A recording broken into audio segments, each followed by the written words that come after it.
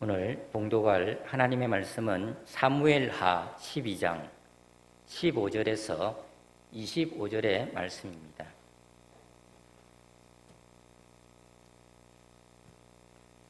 하나님의 말씀입니다. 나단이 자기 집으로 돌아가니라. 우리아의 아내가 다윗에게 낳은 아이를 여호와께서 치심에 심히 앓는지라.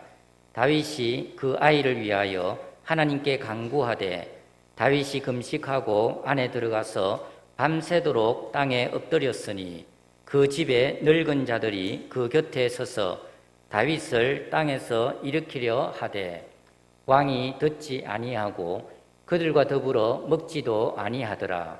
이래 말에 그 아이가 죽으니라.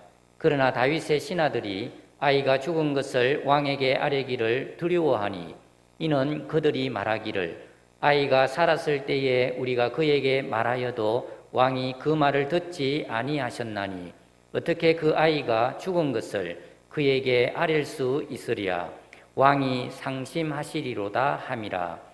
다윗이 그의 신하들이 서로 수군거리는 것을 보고 그 아이가 죽은 줄을 다윗이 깨닫고 그의 신하들에게 묻되 아이가 죽었느냐 하니 대답하되 죽었나이다 하는지라.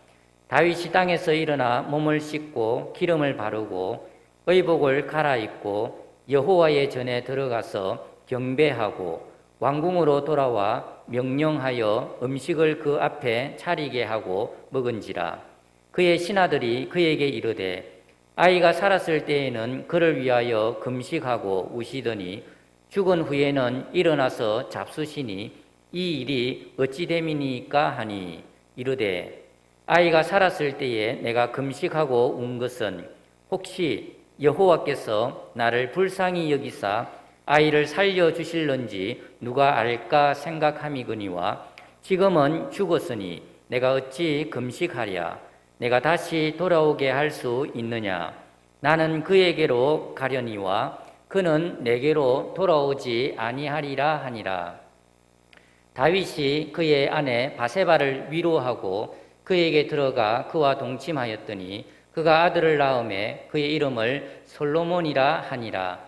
여호와께서 그를 사랑하사 선지자 나단을 보내 그의 이름을 여디디아라 하시니 이는 여호와께서 사랑하셨기 때문이더라. 아멘. 할렐루야.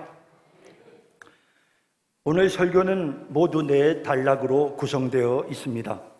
첫째 단락에서는 성경 속에 나타나는 다윗의 문제를 살펴보고, 둘째 단락에서는 본문의 상황과 관련된 오늘 우리의 문제를 생각해 보겠습니다. 셋째 단락에서는 하나님이 다윗의 문제를 어떻게 해결하시는지를 살펴본 후에 넷째 단락에서 오늘 우리의 문제를 어떻게 해결할 수 있는지를 생각해 보겠습니다. 다윗은 목욕하는 여인의 모습을 보고 유혹에 빠졌습니다. 부하들이 모두 전쟁터에 나가 목숨을 걸고 싸우고 있는데 나태해진 다윗은 왕궁에서 낮잠을 자다가 저녁 시간이 되어서야 일어나 한가로이 옥상을 거닐다가 목욕하는 한 아름다운 여인을 발견합니다. 너무도 아름다운 자태에 다윗은 넋을 잃고 쳐다보다가 그만 그 여인에 대해 욕심을 품습니다. 하지만 알아보니 아무리 욕심이 나도 다윗이 품을 수 없는 대상이었습니다. 그 여인은 지금 전쟁터에서 자신을 위해 목숨을 걸고 싸우는 충성스러운 다윗의 신하 우리아의 소중한 아내였습니다. 하나님은 그 여인을 다윗에게 주신 것이 아니라 우리아에게 아내로 주셨습니다. 그럼에도 불구하고 다윗은 자기 욕심대로 그 여인을 취합니다. 다윗은 그저 한순간의 실수로 조용히 이 사건을 넘어가길 원했지만 이 여인이 임신을 하는 바람에 숨길 수가 없게 되었고 이 죄를 은폐하기 위해 전쟁터에 있던 우리아를 자신의 집으로 오게 해서 아내와 잠자리를 같이 하게 했습니다. 그러나 전쟁터에 있는 전우들의 안위를 걱정하는 충신 우리아는 자기 혼자 편안하게 지낼 수 없다며 자신의 집으로 돌아가지 않습니다. 결국 다윗은 우리아를 전쟁터의 최전방으로 보내 죽게 만들었습니다. 그리고는 부하를 위해 주는 척하면서 그의 아내를 궁으로 데려와 자신의 아내로 삼았습니다. 다윗은 하나님이 자신에게 주시지 않은 남의 여자를 자신의 소유로 만드는 죄를 범하였고, 이를 위해 그 여자의 남편까지 죽게 만들었던 것입니다. 몇 달이 지나 우리아의 아내 밧세바가 다윗과의 불륜으로 생긴 아들을 낳았습니다. 바로 그때 하나님이 나단 선지자를 다윗에게 보내십니다. 나단 선지자가 다윗을 책망합니다. 이스라엘에 양과 소가 수없이 많은 부자 한 사람이 있는데 그 부자가 자신의 집에 행인이 찾아오자 이웃의 작은 암양 새끼 한 마리를 자신의 생명처럼 소중히 여기며 사는 가난한 사람에게서 그 하나밖에 없는 암양 새끼를 빼앗아다가 손님을 대접하였다고 말하면서 다윗의 죄를 지적하였습니다. 그리고 나단 선지자는 다윗의 죄가 구체적으로 무엇인지를 이렇게 설명합니다. 12장 7절에서 9절에 나단이 다윗에게 이르되 당신이 그 사람이라 이스라엘의 하나님 여호와께서 이와 같이 이르시기를 내가 너를 이스라엘 왕으로 기름 붓기 위하여 너를 사울의 손에서 구원하고 내 주인의 집을 내게 주고 내 주인의 아내들을 내 품에 두고 이스라엘과 유다 족속을 내게 맡겼느니라. 만일 그것이 부족하였을 것 같으면 내가 내게 이것저것을 더 주었으리라. 그러한데 어찌하여 내가 여호와의 말씀을 업신여기고 나 보기에 악을 행하였느냐? 내가 칼로 햇사람 우리아를 치되 암몬 자손의 칼로 죽이고 그의 아내를 빼앗아 내 아내로 삼았도다 라고 책망합니다. 나단 선지자의 말대로 하나님은 다윗에게 모든 것을 다 주셨습니다. 그에게 필요한 것은 하나도 아끼지 않고 다 주셨습니다. 심지어 그는 여러 명의 아내와 여러 명의 후궁들도 있었습니다. 그런데 다윗이 하나님이 주시지 않은 다른 사람의 여인을 욕심내었던 것입니다. 이미 충분히 가지고 누리고 있으면서도 그가 하나님을 저버리고 또한 자신에게 충성을 다하는 신하를 배신하고 가져서는 안 되는 욕심을 품은 것입니다.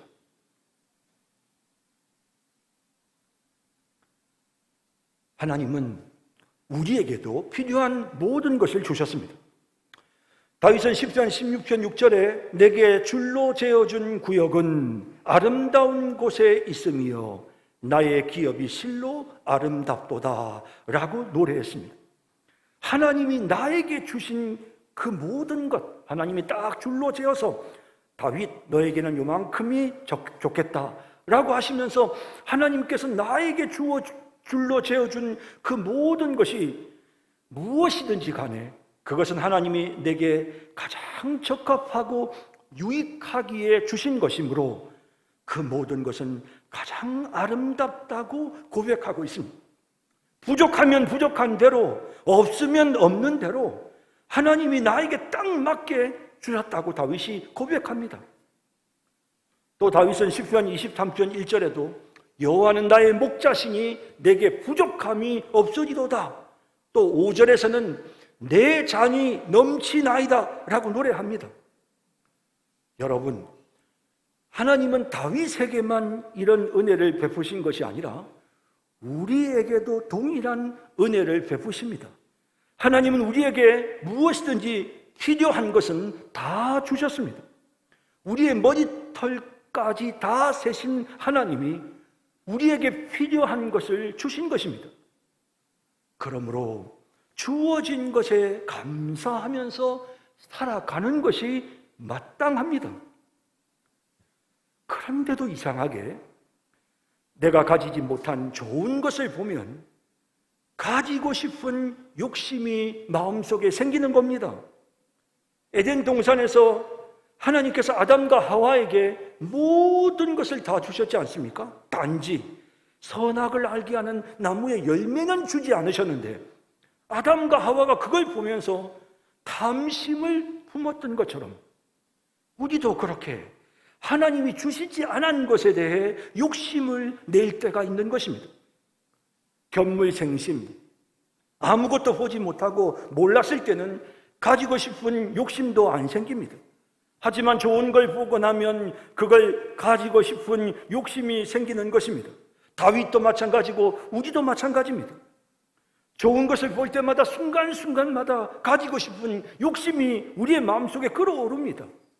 좋은 외제차를 보면 그런 차를 가지고 싶은 마음이 생깁니다. 새로 지은 멋진 아파트를 보면 그런 아파트에 살고 싶은 욕심이 생깁니다. 얇고 큰 TV 가지고 싶습니다. 신형 가전제품들이 쏟아져 나오면 뒤지지 않고 사고 싶습니다. 남들 다 들고 다니는 명품 가방 가지고 싶고 신형 스마트폰이 나오면 바꾸고 싶어집니다. 이왕이면 아름답게 예쁘게 멋지게 보이는 비싼 옷도 입고 싶습니다. 인간의 욕심이 끝이 없습니다. 이런 욕심이 끌어오르면서 우리는 무리를 해서라도 원하는 것을 가지려고 합니다. 그렇지만 무리하면 결국 타격이 있다는 것을 우리가 잘 알죠. 또 현실적으로 아무리 애를 써도 가질 수 없다는 것도 우리가 깨달을 때가 있습니다. 그럴 때 우리도 모르게 가진 사람들에 대한 질투심들이 생기는 겁니다. 혹은 가지지 못한 나 자신이 너무 초라하고 비참하게 느껴지는 것입니다.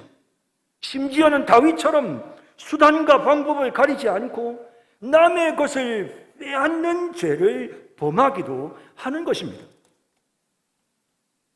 문제는 우리가 자꾸 욕심을 품는다는 것입니다.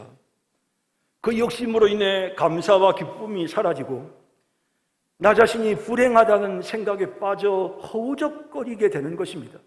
그러다 보면 현실을 탓하게 되고 내가 원하는 것을 가지지 못하게 만드는 이 모든 상황에 대해 화가 나는 것입니다. 아무것도 물려주지 않은 부모에 대해 원망하는 마음도 생기고 만족을 주지 못하는 배우자에 대해 불평이 생기고 부족해 보이는 자식들에게도 분노가 폭발하는 것입니다.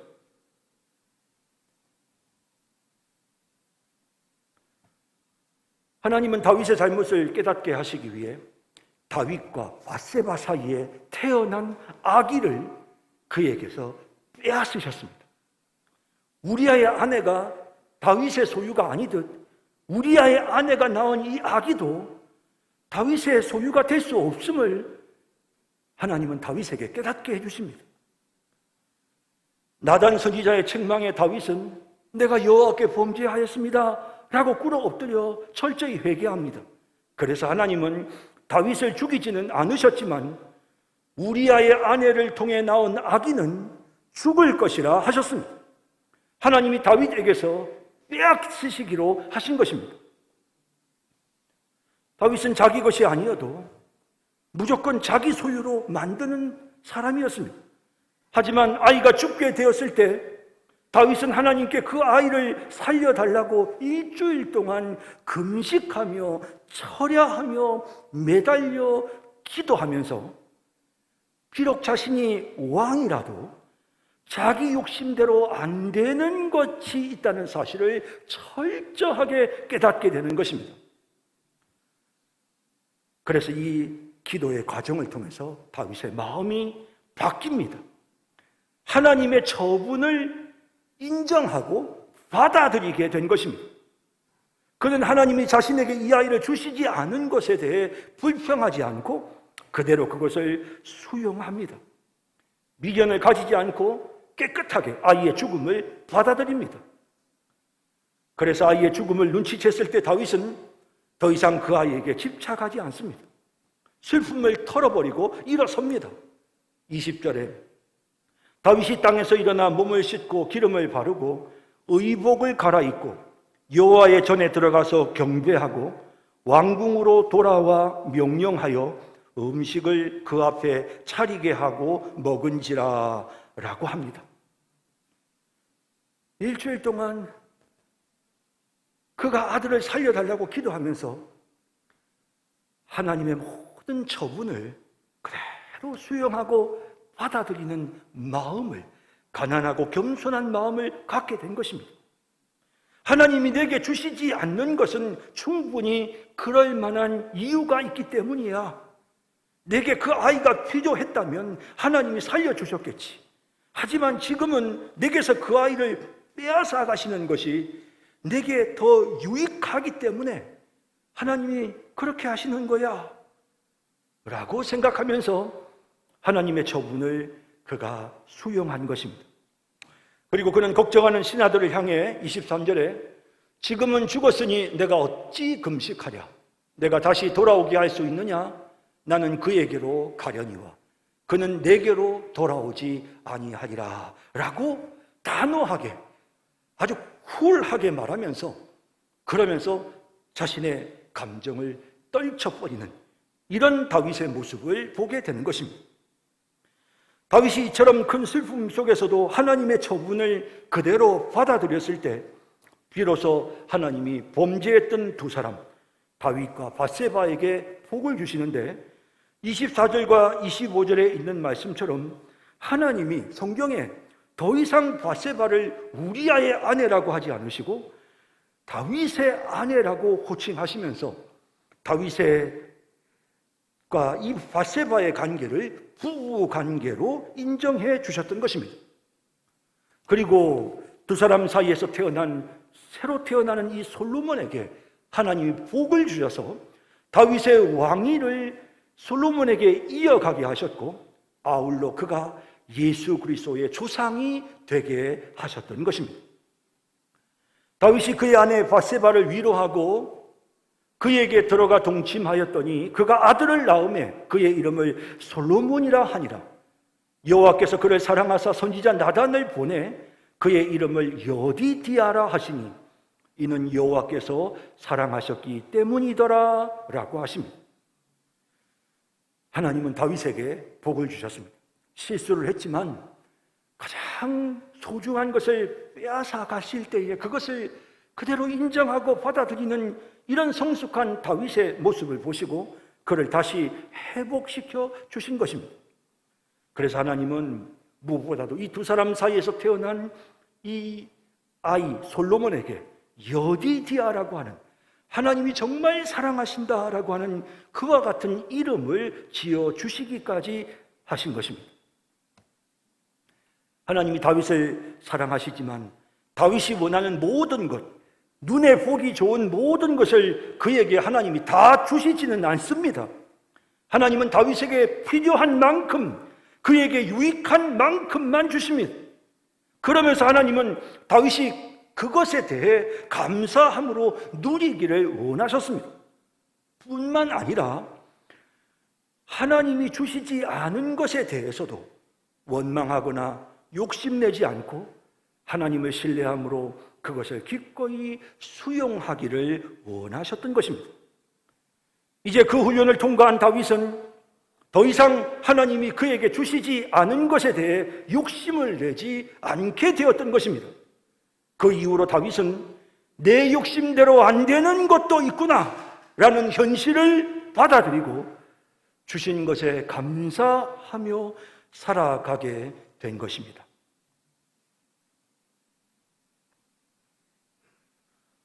우리의 머리털까지 세신 하나님은 우리에게도 꼭 필요한 만큼 주십니다.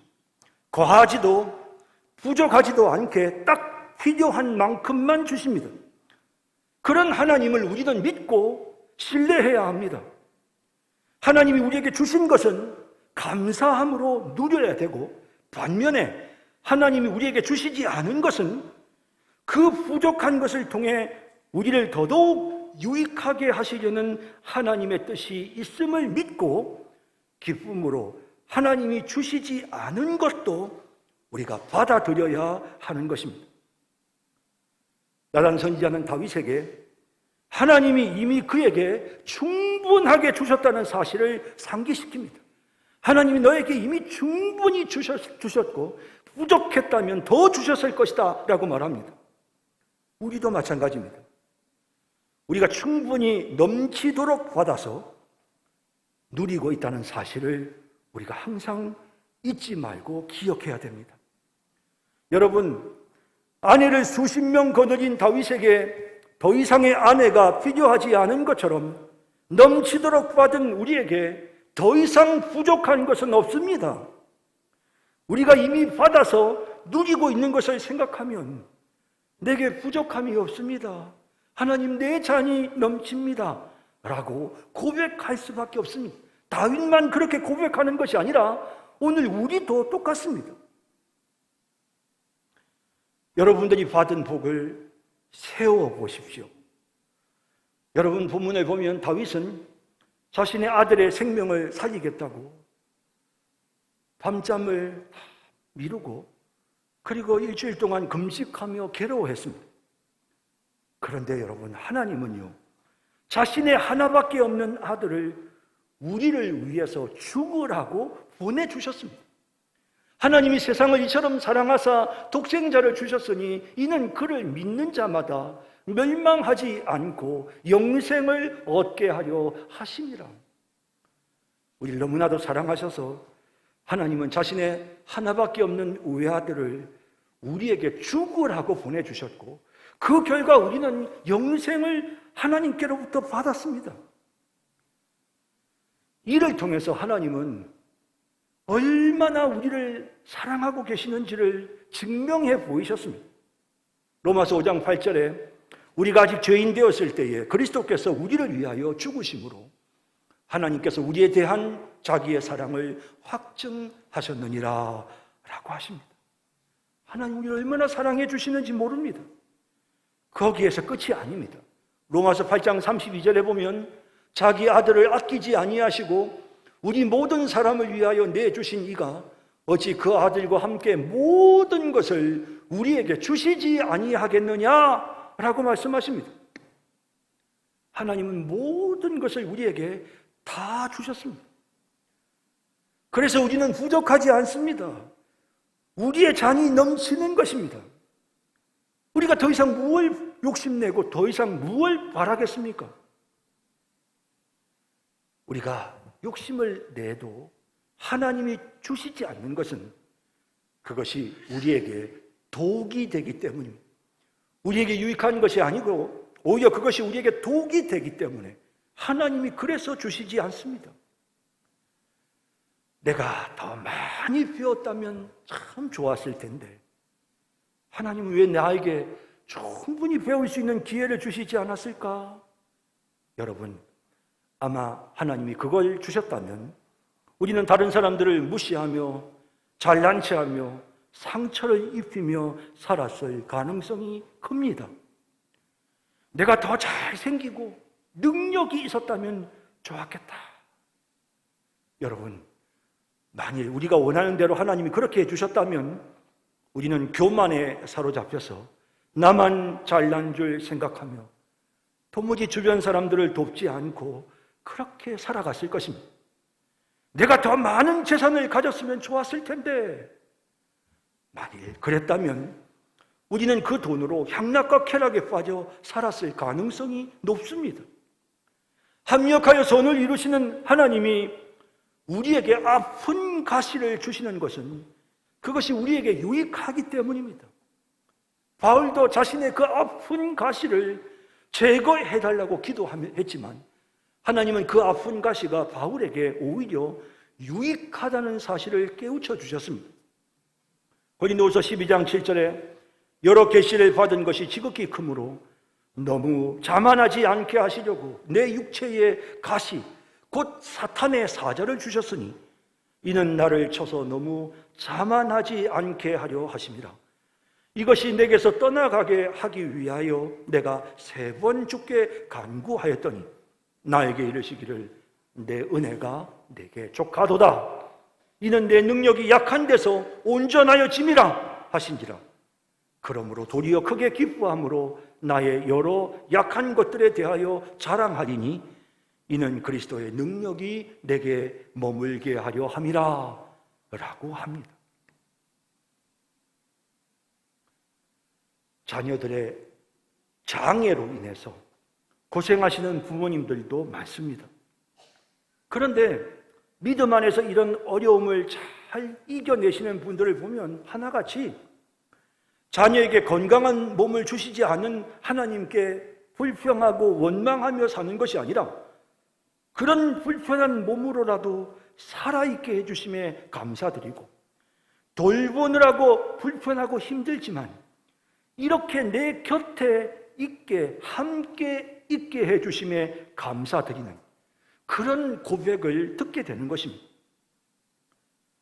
레나 마리아는 비록 두 팔이 없는 상태의 한쪽 다리마저 짧게 태어났지만 그녀의 부모는 다른 아이와 똑같은 사랑으로 그녀를 키웠고 복지기관에 아이를 맡기라는 주변 사람들의 권유를 끝까지 거부했습니다. 레나 마리아는 젊어서는 수영선수로 또 나이가 들어서는 복음송 가수로 전 세계를 다니며 찬양하며 많은 사람들에게 감동을 주는 삶을 살고 있습니다. 닉 부이치치는 태어날 때 팔다리 없이 태어나 아이를 받는 병원 간호사들이 그 아이의 모습을 보고 모두 통곡을 했다고 합니다.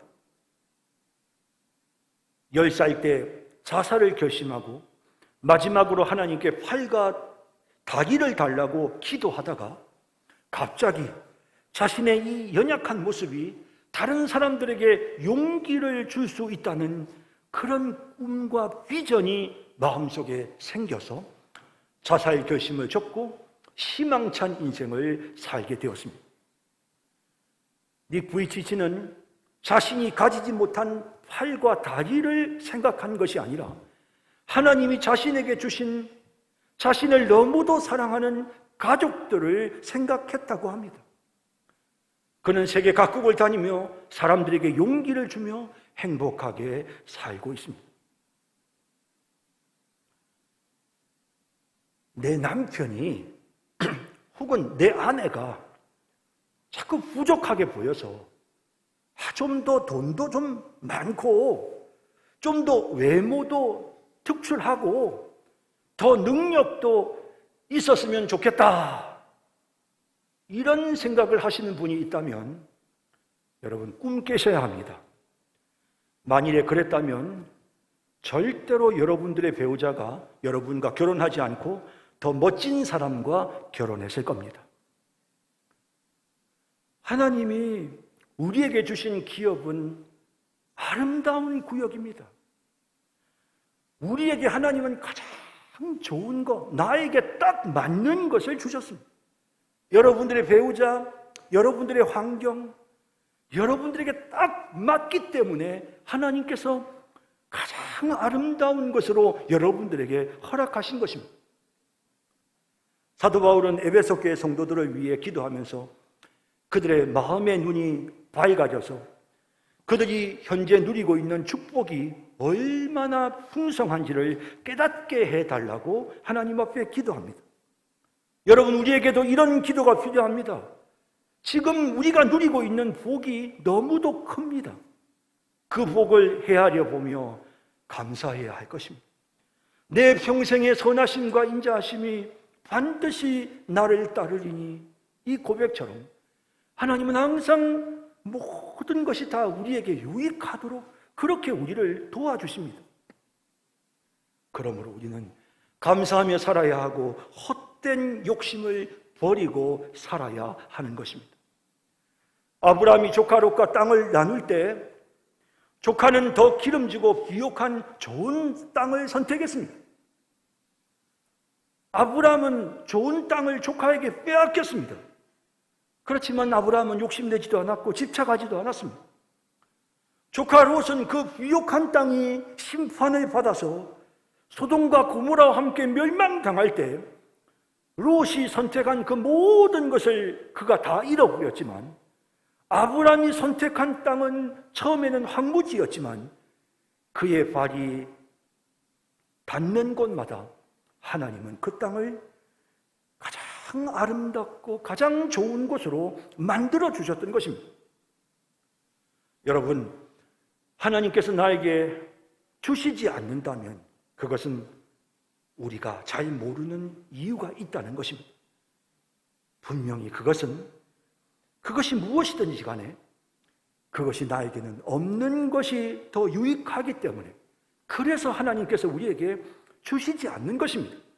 그러므로 하나님이 주시지 않은 것에 대해서도 감사, 하나님이 주신 것에 대해서도 감사, 그렇게 감사하면서 살아가는 여러분, 헛된 욕심 품지 않고 내려놓고 지금 현재 우리가 받아 누리는 이 모든 것에 대해 감사하며 살아가는 그런 우리 모든 성도님들이 다 되시기를 주님의 이름으로 축원합니다.